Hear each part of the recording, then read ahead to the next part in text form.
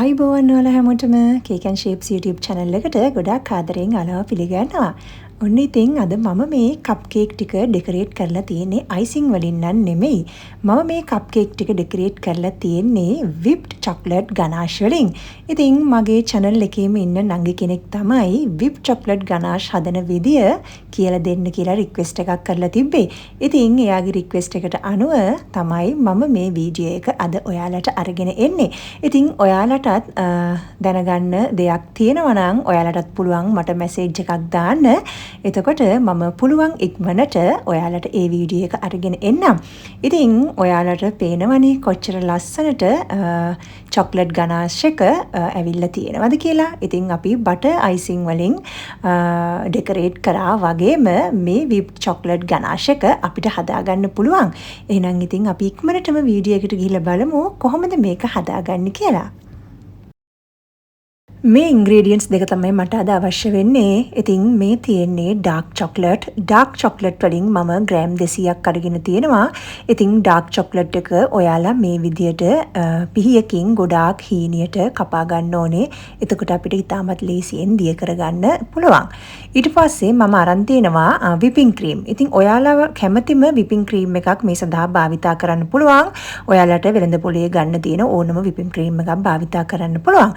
ඉතින් whipping cream එකෙන් මම ග්‍රෑම් 100ක් අරන් තියෙනවා. ඉතින් මේකේ රේෂියෝ එක තමයි 1:2 අනුපාතය. ඒ කියන්නේ ඔයාලා whipping cream ග්‍රෑම් 100ක් ගන්නවා නම් chocolate ග්‍රෑම් 200ක් ගන්න ඕනේ.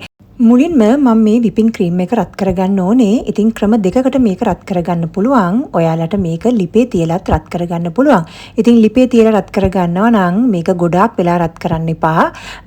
සාමාන්‍යයෙන් බුබුලු දාගෙන එන තත්වයට එනකොට ලිපෙන් බා ගන්න ඕනේ. ඉතින් අනිත් ක්‍රමය තමයි මයික්‍රෝවේව් කරන එක. ඉතින් මේක මම තප්පර 10ක් ඉස්සලාම මයික්‍රෝවේව් එකට දාලා ගන්නවා. ඊට පස්සේ නැවතත් තප්පර 10ක් දානවා. ඉතින් මේ වගේ තප්පර 30ක් මම whipping cream එක මයික්‍රෝවේව් එකේ දාලා රත් කරලා ගන්නවා. දැන් මම මේ chocolate ටික මේ වගේ ඝනකම ප්ලාස්ටික් බෝල් එකකට දාගන්නවා. ඉතින් ඔයාලට වීදුරු බෝල් එකක් තියෙනවා නම් මේකට ගොඩාක් සුදුසුයි. ඉතින් ඊට පස්සේ රත් කරගත්ත whipping cream ග්‍රෑම් 100 මම මේකට උඩින් මේ විදියට දාලා පොඩ්ඩක් කවලම් කරගන්නවා. chocolate ටික whipping cream එකෙන් කවර් වෙනකන් කවලම් කරගත්තාම ඇති.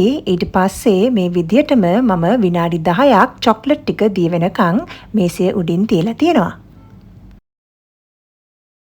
විනාඩි 10කට පස්සේ මම ස්පැචුලා එකෙන් මේක හොඳට කවලම් කරනවා. ඉතින් ඔයාලට පේනවා ඇති කොච්චර තද කළු පාටට මේ ගනාෂ් එක ඇවිල්ලා තියෙනවද කියලා.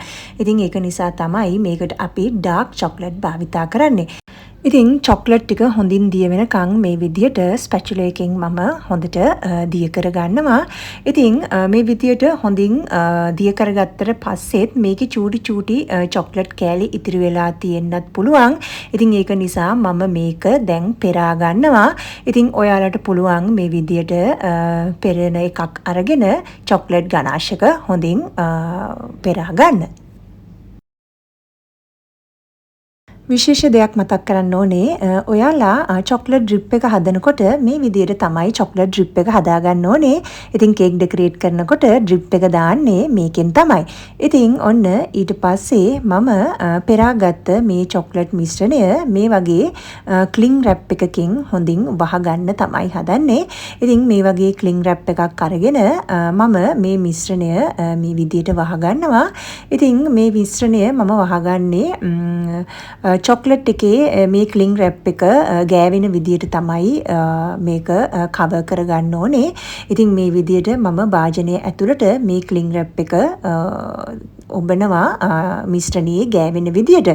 ඉතින් මේ විදියට හොඳින් මේක wrap කරලා මම ශීතකරණයේ යට කොටසේ පැය 2ක් විතර තියෙනවා. ඉතින් ශීතකරණයේ උඩ කොටසේ නෙමේ ෆ්‍රීසර් එකේ නෙමේ ශීතකරණයේ යට කොටසේ පැය 2ක් මේක මේ විදියට හයි වෙන්න අරිනවා.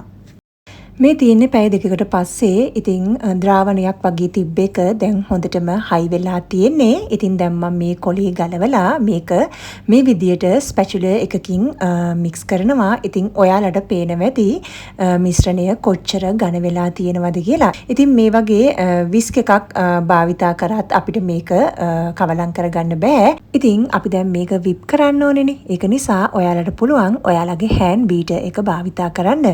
මගේ ළඟ අද හෑන්ඩ් බීටරයක් නැති නිසා මම මගේ මැෂින් එක භාවිතා කරනවා. දැන් මේ ගනාෂ් ටික මම බෝල් එකට දාලා මගේ විස්ක් ඇටැච්මන්ට් එක යූස් කරලා මම මේක විප් කරගන්නවා.